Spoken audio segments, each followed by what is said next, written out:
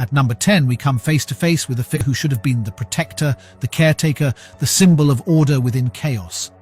But alas, Ray J. Garcia, the former warden, proved to be a harbinger of nightmares rather than a beacon of hope. In a shocking twist of fate, he descended into the abyss of abuse, using his position to exploit the very inmates he was meant to oversee. The walls of justice that should have protected these vulnerable souls crumbled under his malevolent influence. Garcia's reign of terror took a sinister turn as he twisted his authority to force inmates into unspeakable acts of humiliation. Imagine my ghoulish companions being stripped of dignity and forced to pose naked in the cold confines of a prison cell. The very cell, meant to be a place of punishment, became a chamber of degradation as Garcia reveled in his power to strip away the humanity of those under his control. Ah, my dear fright seekers, tonight we delve into the dark corridors of power where authority is twisted and the helpless are exploited. Join me as we uncover the top 10 prison wardens who exploited their prisoners. These tales are a grim reminder of the horrors that lurk behind bars. At number 9, we confront a grim tale that reveals the malevolent underbelly of power dynamics within the prison walls. Israel Trevino and acting warden Pat Vasquez, once entrusted with the responsibility of maintaining order and safeguarding the vulnerable, betrayed that trust in the most appalling manner imaginable. In a nightmarish twist of fate, their positions of authority became platforms for exploitation, leaving both prisoners and co-workers trapped in their sinister web. The corridors of justice should echo with the footsteps of those committed to upholding the law, yet in this haunting narrative they resounded with whispers of misconduct and abuse. The darkness within the hearts of Trevino and Vasquez manifested as sexual misconduct, a vile betrayal that corrupted the very essence of their roles. It's a harrowing reminder that power can be an intoxicating elixir, causing even those sworn to protect to succumb to their darkest desires. At number 8, we confront a narrative that exposes the twisted reality within a federal women's prison, where the warden himself stands accused of unimaginable crimes. As these haunting words echo in the corridors of our minds, we must prepare to unravel a tale that raises questions about the depths to which humanity can plummet. Within the dark corners of this facility, the abuse reportedly unfolded like a grim symphony of torment. The warden's supposed role as a protector disintegrated into a nightmare, as inmates, already grappling with their own battles, were subjected to the very atrocities that the prison system is meant to shield them from. At number 7, we unravel the story of a retired warden, a figure entrusted with upholding the principles of order and fairness within the prison walls. However, the tale takes a sinister turn, as this warden stands accused of a harrowing crime, the abuse of authority to exploit and victimize those under his control. The very power meant to safeguard the lives of inmates turned into a weapon of unspeakable cruelty. The allegations come like a chilling reminder of the delicate balance that must be maintained within the correctional system. As individuals are stripped of their freedom, it is the duty of those in authority to ensure their well-being and dignity. Yet, when those individuals misuse their power, the results are catastrophic.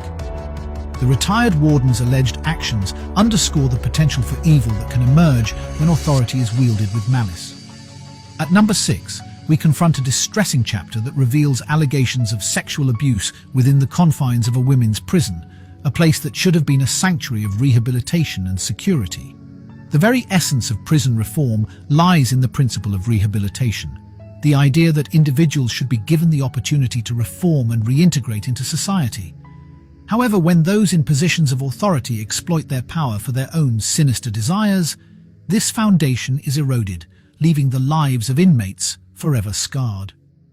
The allegations of staff and even a warden sexually abusing inmates at a women's prison paint a bleak picture of corruption that corrodes the very essence of justice. The heart-wrenching accounts of victims who found themselves victimized anew within the very system meant to protect them underscore the urgent need for transparency and accountability. The darkness of these allegations is further compounded by the alleged cover-ups that follow. At number 5, we confront a chilling report that sheds light on an unsettling truth, a truth that highlights the vulnerability of those incarcerated and the abuse of power that can haunt the prison corridors.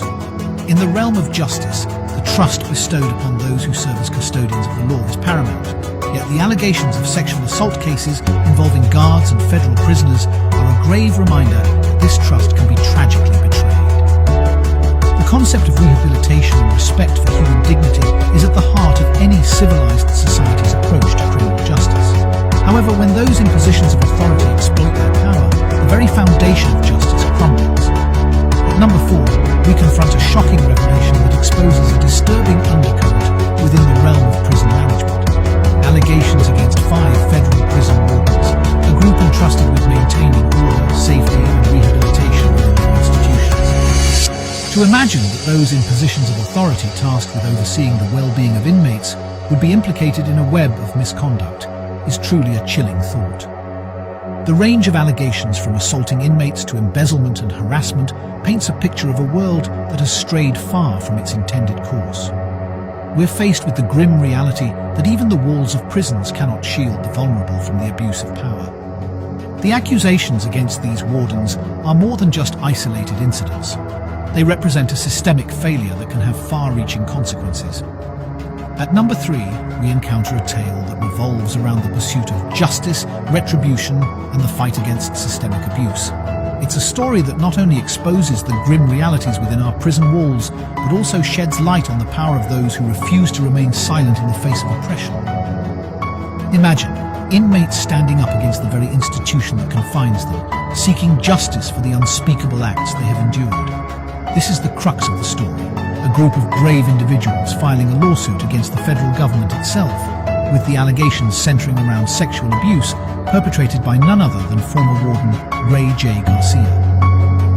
The implications of such a lawsuit are staggering. It's a battle that takes on a David versus Goliath aspect, with inmates who are already marginalized and silenced, taking on an institution of immense power and influence.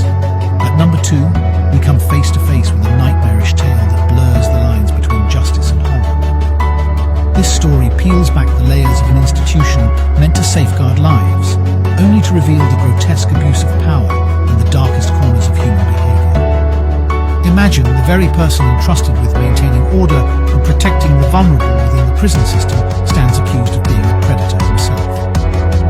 At number 1, we unravel a story that goes beyond the confines of individual actions, revealing a chilling narrative of systemic misconduct that should send shivers down our spines. This tale, drawn from a congressional study, is a stark reminder that the horrors lurking within prison walls are not isolated incidents, but rather a haunting reflection of the legal system. Picture this, a comprehensive study conducted by the very institution meant to oversee the federal prison system, laying bare a disturbing web of misconduct and abuse.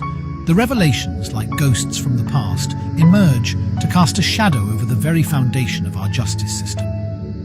Allegations against wardens, those entrusted with maintaining order and upholding the law, become intertwined with the broader narrative of abuse and corruption. As we conclude our journey through these harrowing narratives, let us not forget that the darkest tales are often the ones that shed the most light on the pressing need for transformation.